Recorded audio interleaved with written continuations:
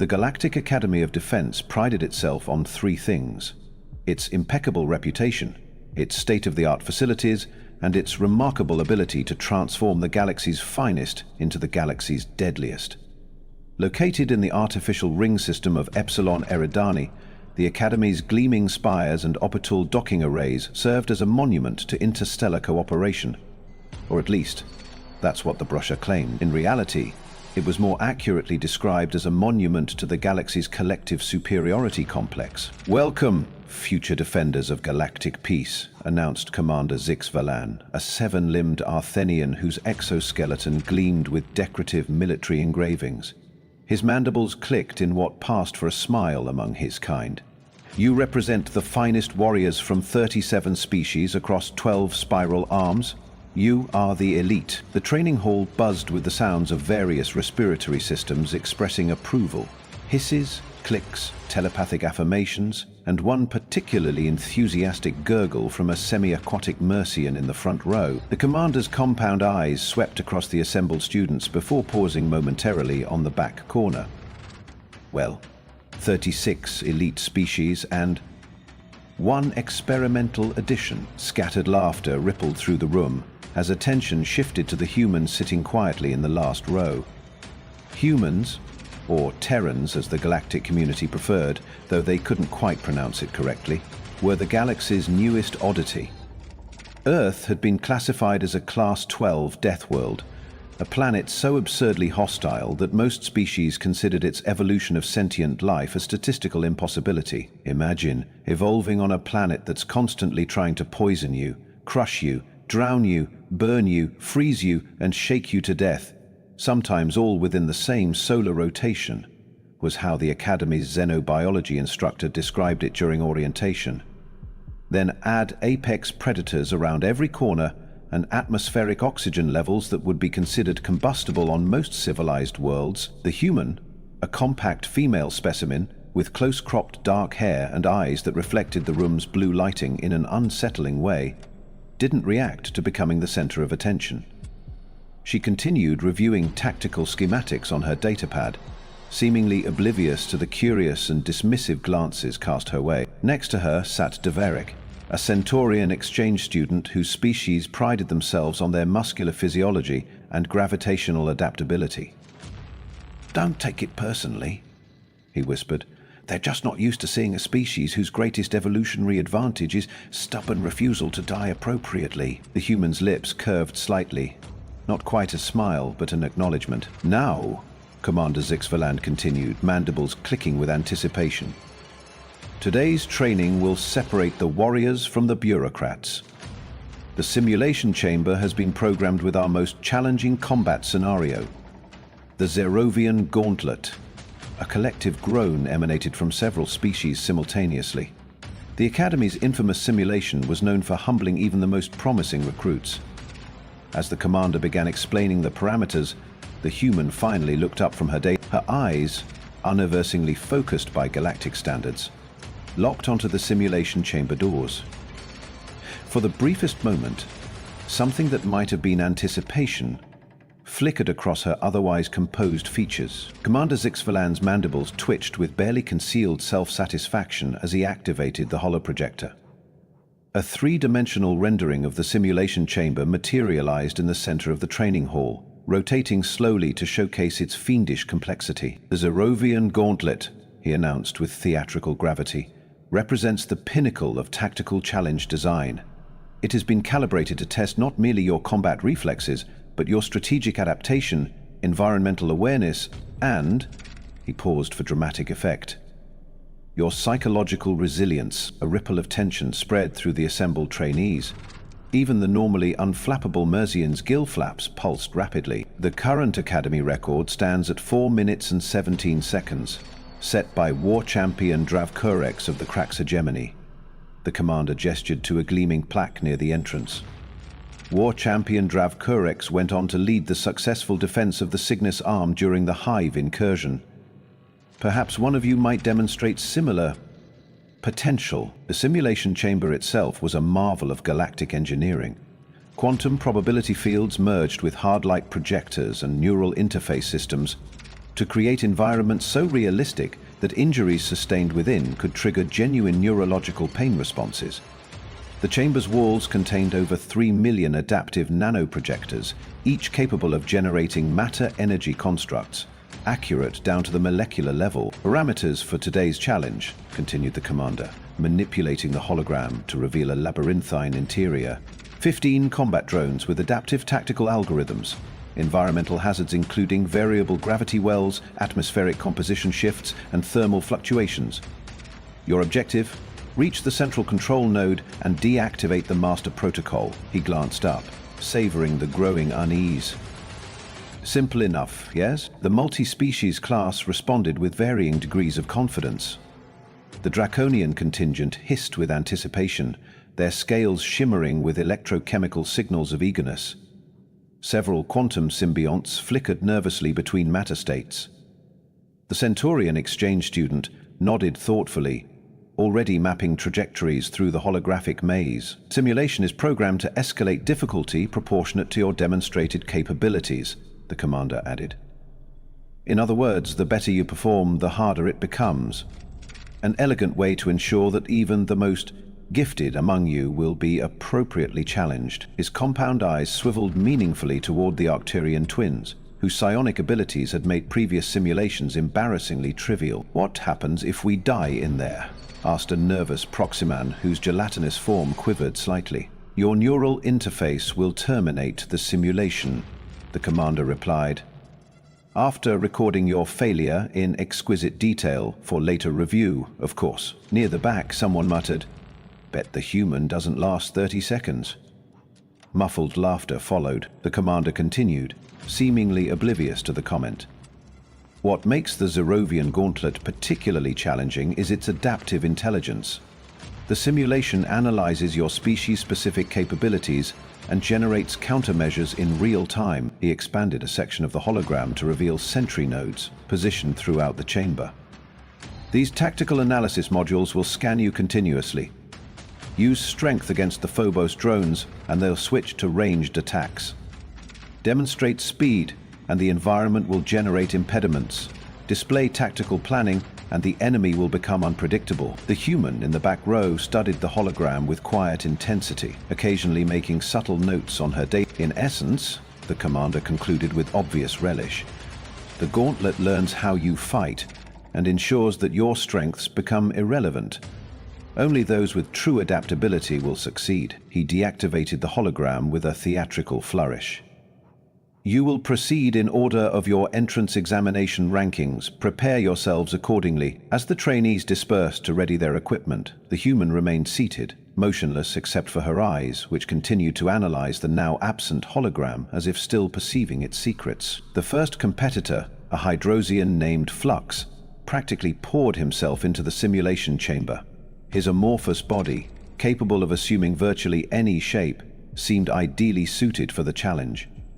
The observation screens flickered to life, displaying his progress through the gauntlet as he slithered through narrow passages and flowed around obstacles with liquid grace. Fascinating approach, commented Professor Eelzin, who had joined Commander Zix Valen in the observation booth.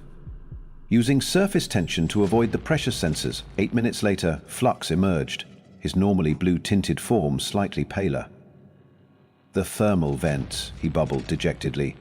They evaporated 40% of my mass before I could reach the central node. Next came Zakoreth, an imposing draconian whose armored exoskeleton and natural weaponry made him a formidable combatant. His strategy was less subtle. Direct confrontation with the combat drones. A constant forward momentum that relied on overwhelming force. The observation screens showed a blur of claws, acid sprays and tactical movements. 6 minutes 42 seconds, announced the commander when Zakoreth exited. An admirable display of draconian battle doctrine, if somewhat predictable. The Arcturian twins, Xylos and Xylus, opted for a synchronized approach, their natural telepathic link allowing for perfect coordination. Their psionic abilities disrupted the simulation sensors, creating momentary blind spots they exploited with 5 minutes, 28 seconds, the commander noted, mandibles twitching with grudging approval. Effective use of your natural abilities. As the trials continued, a pattern emerged. Each species employed their evolutionary advantages. The quantum symbionts phased through certain barriers, the Mersian used aquatic passages inaccessible to others. The Proximans divided themselves into smaller units to confuse targeting systems, yet none managed to break the 5-minute threshold. The tension in the observation gallery increased perceptibly as Devarik, the Centaurian exchange student ranked third in the class, prepared to enter. His species' legendary gravitational adaptability allowed him to manipulate his personal mass, alternating between near weightlessness and crushing density. 4 minutes 52 seconds, announced the commander as Devarik emerged, breathing heavily but triumphant. A ripple of appreciated clicks, hisses, and telepathic acknowledgements swept through the gathered students. Only 2 competitors remained before the humans' turn. An Illyrian strategic savant whose computational neural network could process battlefield variables at quantum speeds, and Gazak, the class champion, a Nexarai hunter whose evolutionary lineage made him the perfect predator. The Illyrian's performance was methodical, almost mathematical in its precision. Every movement optimized, every decision calculated to maximize efficiency. 4 minutes 33 seconds, the commander announced. Most impressive. Then came Gizarak. The Nexari entered the chamber with the fluid confidence of an apex predator. On the observation screens, his performance was nothing short of mesmerizing. He seemed to anticipate the simulation's adaptations before they manifested, countering countermeasures before they fully deployed. His reflexes operated on a timescale that made other species appear to be moving underwater. 4 minutes 20 seconds, declared the commander as Gazrak exited, 3 seconds shy of breaking the Academy record. The Nexari's expression remained impassive, but his tail, a sensitive indicator of emotional states among his kind, twitched with barely suppressed frustration. The commander turned toward the remaining competitors. "Next participant," he announced, compound eyes settling on the human who had been silently observing from the back. "Let us see what Earth has to offer." An uncomfortable silence fell over the observation gallery as the human rose from her seat. Several students exchanged glances that ranged from amused to pitying. The Proximan's gelatinous form quivered in what might have been anticipation of an entertaining failure. The human walked toward the simulation chamber with an economy of movement that several species found unnerving. Unlike the previous participants, she carried minimal equipment, just the standard-issue neural interface headband and a simple utility belt. No weapons, no specialized gear, no technological advantages. "Perhaps you misunderstood the parameters," Commander Zix Valen suggested, mandibles twitching with what passed for amusement among Arthenians. "This is a combat simulation." "I understood perfectly," the human replied, voice neutral as she secured the neural interface to her temples. As she waited for the system to calibrate, her mind drifted back to her training on Earth. Not the gleaming academies of the United Terran Defense Force, but the grueling selection course in the radiation-scarred Siberian wilderness. 12 candidates had entered that program. She alone had emerged. She remembered the words of her instructor, a grizzled veteran of the Mars Rebellion. "Out there, the galaxy thinks we're primitives. Violent, unpredictable monkeys who somehow built spaceships. Let them think that. When everyone expects you to be the hammer, sometimes it's useful to be the scalpel instead." The calibration process continued, neural pathways aligning with the simulation's parameters. Her thoughts turned to the classified briefing before she'd left Earth. Intelligence reports on the Galactic Academy's training protocols, the subtle weaknesses in their simulation architecture, the underlying assumptions built into their combat doctrine. "The galaxy evolved towards specialization," the briefing officer had explained. "Each species perfecting their evolutionary niche. Humans went the opposite direction. We're adaptable generalists. Where they see established protocols, we see exploitable patterns." The commander's voice interrupted her recollections. "Given your species' physiological limitations, perhaps you might prefer a modified difficulty setting." His tone carried the false solicitousness of someone expecting, perhaps hoping for failure. Several students snickered. The Nexari champion Gezrak watched with predatory intensity, tail swishing with anticipation. "Standard parameters will be sufficient," she replied, stepping into the chamber as the doors hissed closed behind her. The simulation space shimmered as quantum probability fields established themselves. Hard light projectors activated, constructing the intricate labyrinth of the Zerovian gauntlet. Narrow corridors, defensive choke points, sensor arrays, and combat drones positioned at strategic intervals. Simulation commencing in 3, 2, 1, announced the synthetic voice of the control system. What happened next would be reviewed 2,437 times by Academy instructors, security specialists, and eventually a hastily assembled board of inquiry. The human didn't move forward when the simulation activated. Instead, she took exactly 3 steps backward and pivoted sharply to her right, where the chamber's primary systems junction was located behind a maintenance panel. A physical component of the room rather than a simulated element. With practiced precision, she removed a small device from her utility belt, a standard Academy-issued environmental analyzer that had been subtly modified. She placed it against the junction panel and activated it with a double tap. Across the simulation chamber, hard light projectors flickered momentarily as her device executed a perfectly timed buffer overflow exploit, creating a cascading authentication error in the Gauntlet's security protocols. The human then spoke clearly. Emergency Shutdown Protocol Xavier 77 Delta Authorization, System Administrator. The simulated environment froze. Compatibility subroutines momentarily confused by the contradictory command structure. In that fractional hesitation, she moved with startling speed to the center of the chamber, where the simulation's control node materialized. Not at the end of the labyrinth, where most competitors expected it, but in the chamber's actual physical center, temporarily exposed by the security protocol interruption. She pressed her palm against the exposed node. "Override accepted," she stated confidently. Simulation objective complete. The entire chamber went dark for precisely 1.4 seconds before the lighting returned to standard levels. The labyrinth, the drones, the environmental hazards, all had vanished. The synthetic voice of the system announced with its usual bland effect. Simulation complete. Time elapsed 12 seconds. New Academy record established. On the observation screens, the gathered students and instructors watched in stunned silence. The human stood calmly in the center of the now empty chamber, hands clasped behind her back, waiting for the exit protocol to engage. The Proximon's gelatinous form had frozen so completely that observers momentarily wondered if he'd suffered some sort of systemic shock. Gazrak's predatory eyes had widened to their physiological limit. Even the normally composed Arcturian twins were radiating waves of confusion so intense that nearby telepathically sensitive species winced from the psychic feedback. Commander Zixvalen's mandibles had ceased moving entirely, an extremely rare occurrence for an Arthenian. Professor Iltsin stared at the readouts, compound eyes rapidly shifting between displays, as if searching for evidence of a malfunction. The chamber door slid open and the human exited, expression unchanged. She removed the neural interface headband and placed it on the equipment return tray with deliberate care. "Simulation completed," she reported formally. "Request permission to return to observation position." The stunned silence that enveloped the observation gallery lasted precisely 18 seconds.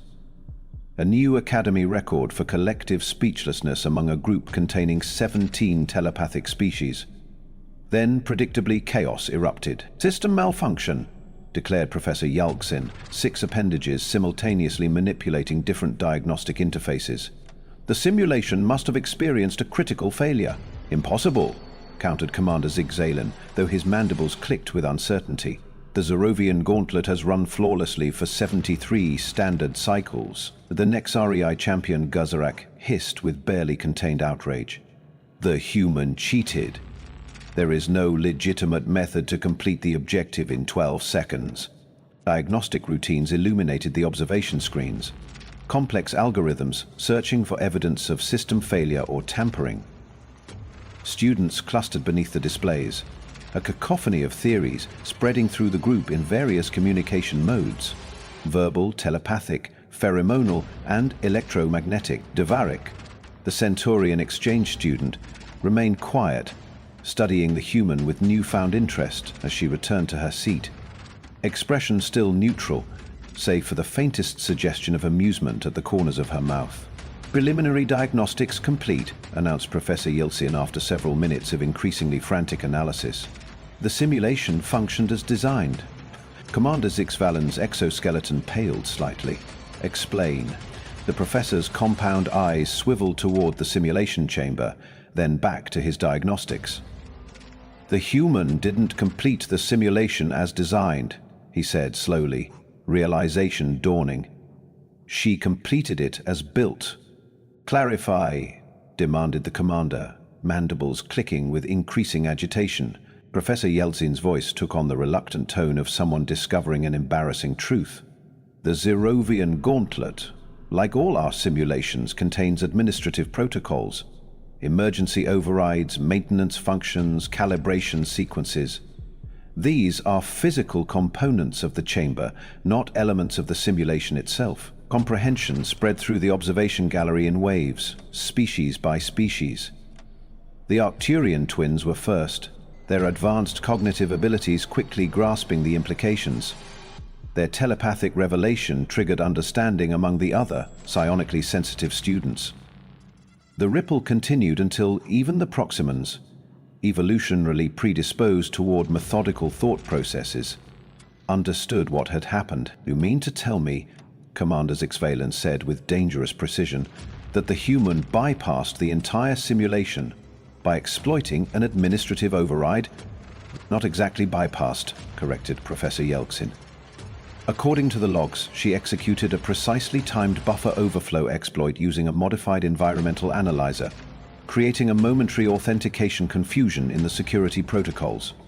During that millisecond vulnerability, she issued an admin-level command that the system partially accepted, revealing the physical location of the control node." Gizrak's predatory gaze fixed on the human. "And how?" he asked, tail swishing dangerously. "Would a junior trainee have knowledge of such vulnerabilities?" All eyes turned toward the human, who met their collective gaze with infuriating composure. "The information was available to everyone," she stated simply. "It's in the Academy's technical documentation archives, Section 12, Subsection Delta 9, Emergency Protocols for Training Simulations. I read it during orientation week." Commander Zixvalan's mandibles clacked with indignation. "That documentation is meant for maintenance personnel and system administrators." "It wasn't classified," the human pointed out, "just located in an unexpected section of the database." "But why would you even think to look there?" asked Devarik, genuine curiosity in his voice. The human considered this for a moment. "On Earth, we have a saying: if you want to understand how something works, understand how it breaks. I wanted to know what happens when simulations fail, so I researched failure protocols, but that's not," the commander began. "Not how the simulation was meant to be approached," the human finished. "With respect, Commander, Earth isn't how planets are meant to be either. When your home world tries to kill you with everything from microbes to weather to geology, you learn to solve problems creatively, or you don't survive." Professor Yeltsin's scientific curiosity overcame his initial shock. "Fascinating. Your species evolved not just physiological adaptations to your death world, but cognitive adaptations as well. We call it thinking outside the box," the human explained. "When conventional approaches fail, find unconventional ones. When direct paths are blocked, look for indirect ones. When rules become obstacles, find where the rules bend." "But the simulation is designed to test combat capabilities," protested Gizrak, still seething. The human nodded thoughtfully. "And in actual combat, would you refuse a quick victory because it didn't showcase your fighting prowess? The objective was to deactivate the central node. I deactivated it." A thoughtful silence fell over the gallery as students and instructors alike processed this perspective. Several species with militaristic cultures, the Draconians, the Arthenians, even the Nexari, appeared particularly unsettled by the implication. Devarik was the first to laugh, a deep, resonant sound that startled those nearby. "She's right," he said. "We've all been trained to navigate the maze. She's the only one who questioned why there needed to be a maze at all." A ripple of reluctant acknowledgement spread through the gallery. The Illyrian strategic savant nodded slowly.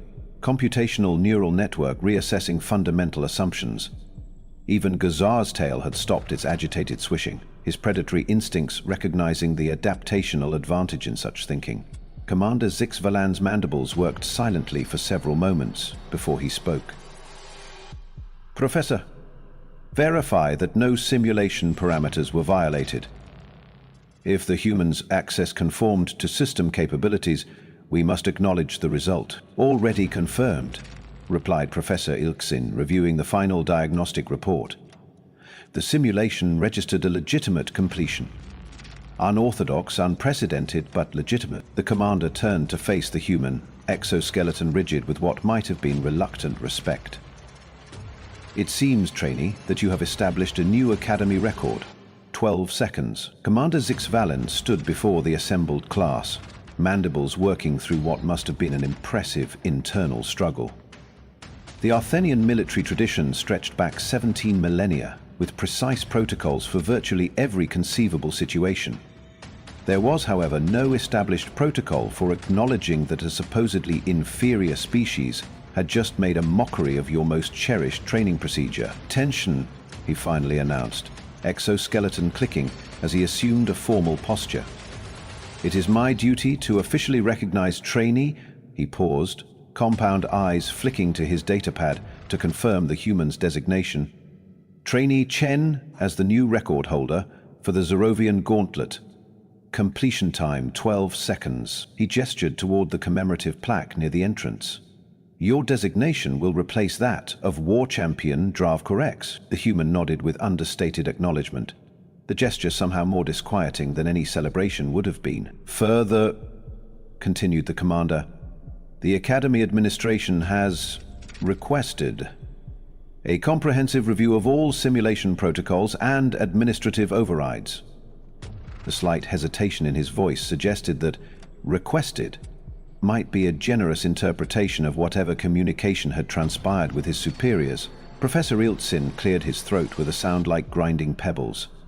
"Yes, well, in light of today's educational experience, the technical documentation has been moved to a properly secured section of the database." "Locking the barn after the horses escaped," murmured the human, just loudly enough to be heard. "I beg your pardon?" inquired Professor Ilgen. "Just another Earth saying," she replied placidly. In the days that followed, a subtle but profound shift occurred in how the Academy's population perceived their human trainee. The mockery and dismissive comments diminished significantly. Instead, a wary respect took hold, the kind typically reserved for unpredictable natural phenomena or particularly cunning predators. The Armory Master reported that his inventory system had been mysteriously accessed, though nothing appeared to be missing. The Academy's quantum encryption specialists discovered 3 previously unknown vulnerabilities in their security protocols. The Mercian swimming instructor found his carefully calibrated water purification system recalibrated to Earth standard salinity. No direct evidence connected these incidents to Trainee Chen, yet suspicious glances followed her through the Academy corridors nonetheless. No telling were the changes in her fellow trainees. The Nexarii champion, Gezrak, ceased his overt hostility and instead began observing her with intense analytical focus during tactical exercises. The Arcturian twins attempted, unsuccessfully, to telepathically map her thought patterns during group simulations. Devarek, the Centaurian exchange student, simply asked her questions. Endless, probing questions about Earth, human history and survival strategies. 2 weeks after the infamous 12-sec simulation, the Academy Commandant summoned Commander Zix-Valan to review the curriculum revisions. "This incident has exposed a significant blind spot in our training methodology," the Commandant noted, central eye fixed unblinkingly on the commander. "We have focused exclusively on teaching species to maximize their inherent advantages. Perhaps we should also teach them to recognize when those advantages become limitations." Commander Zix-Valan's mandibles clicked with reluctant agreement. The human's approach was instructive, unorthodox but effective. "Indeed," replied the Commandant. "The Galactic Defense Council has taken particular interest in this case. They've authorized a new exchange program. 20 of our instructors will be sent to Earth's defense academies to study human tactical psychology." "With respect, Commandant," ventured the commander, Is such extensive recalibration necessary based on one anomalous performance? The Commandant's central eye swiveled toward a classified intelligence report displayed on his terminal. Commander, preliminary analysis suggests that this was not an isolated incident.